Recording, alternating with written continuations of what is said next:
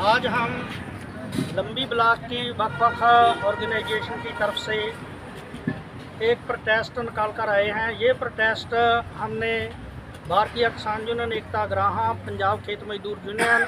और retiree pensioner association जो बिजली मुलाजमों की इलेक्ट्रिसिटी ऑर्गेनाइजेशन है उसकी तरफ से किया है। ये प्रोटेस्ट जो न्यूज़ क्लिक से जुड़े हुए विभिन्न जो मीडिया कर्मी है उनको मोदी सरकार की तरफ से यूएपीए तहत परवीर और अमित चक्रवर्ती को हिरासत में लिया गया है और इसके अलावा कम से कम 2.5 दर्जन के करीब जो उसके साथ जुड़े हुए मीडिया कर्मी है उसकी पूछताछ की जा रही है और दोष लगाए जा रहे हैं कि ये न्यूज़ क्लिक चैनल वालों ने किसान आंदोलन को कवर किया है, इन्होंने शाहीन बाग को कवर किया है, इन्होंने जेएनयू के स्टूडेंट की जो प्रोटेस्ट थी उनको कवर किया। तो हमारा ये सवाल है कि ये अलग अलग तरह के जो प्रोटेस्ट है इसको कवर करने से कोई भी व्यक्ति, कोई पत्रकार देशद्रोह के घेरे में कैसे आ जाता है। और ये सब कुछ हमारा मानना है कि मोदी हुकूमत अपनी फाशीवादी नीतियों की बदौलत कर रही है कि जो सत्ता पक्ष को क्वेश्चन करते हैं उसकी ज़बान बंद करनी है। और ये मदर ऑफ डेमोक्रेसी का जो स्लोगन दिया जा रहा है ये सब कुछ उसके बिल्कुल विपरीत है और यहाँ पर तानाशाही लागू की जा रही है। इसीलिए हमारी जो डिमांड है, हम डिमांड ये कर रहे हैं कि जैसे यूएपीए है, चाहे एनएसए है और जैसे भी बहुत सारे जो काले कानून है उसको वापस लिया जाना चाहिए, ख़त्म किया जाना चाहिए और न्यूज़ क्लिक से जुड़े हुए परवीर और अमित चक्रवर्ती को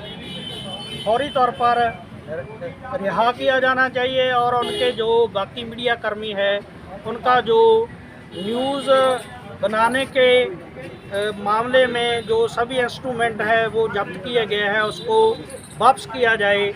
अगर मोदी सरकार ऐसा ही करती है तो पंजाब में जगह जगह पर इस तरह के प्रोटेस्ट जो वो जारी किए जाएंगे। हमारा ये मानना है कि ये सिर्फ न्यूज़ क्लिक पर अटैक नहीं है, ये लोगों की ज़बानबंदी है, समूह लोगों की ज़बानबंदी है। और जैसे कहा जा रहा है कि ये चाइना से संबंध रखते हैं, जहाँ सिंघम की तरफ से इनको जो फंडिंग की गई है हमने उसका लेखा जोखा करना है, ये देशद्रोह के घेरे में आता है। तो ये सभी बात फजूल है क्योंकि पहले ही ईडी इस बात की जो तफ्तीश है वो कर चुकी है और ईडी के हाथ में कुछ भी नहीं लगागा। और अगर ऐसी बात करना कि चाइना के और बाकी देशों के साथ हमारे जो कूटनीतिक रिश्ते हैं वो अच्छे हो, लोगों का विकास हो, ये कोई अपने आप देशद्रोह के घेरे में नहीं आता है। ऐसा कोई भी सबूत है जो गवर्नमेंट वो पेश नहीं कर पाई। और ये बहुत आश्चर्य की बात है कि वहाँ की पुलिस और वहाँ की सरकार ने एफआईआर की कापी भी उन पत्रकारों को मुहैया नहीं करवाई जिसके आधार पर उनको अरेस्ट किया गया है। ये सभी बातें तानाशाही है और डेमोक्रेसी के बिल्कुल उल्ट है और हम डिमांड करते हैं कि इन पत्रकारों के साथ पहले ही बहुत सारे बुद्धिजीवी है जो उनको जैसे गिरफ्तार किया गया है उसको सभी को रिहा किया जाए। और जो पत्रकारों के लैपटॉप, कैमरा वगैरह,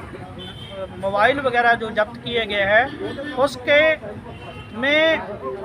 ऐसी तकनीक के जरिए अपनी मनमर्जी के जो लेटर है वो डाले जा सकते हैं और सामग्री डाली जा सकती है और उसके आधार पर पत्रकारों को लंबे समय के लिए जेलों में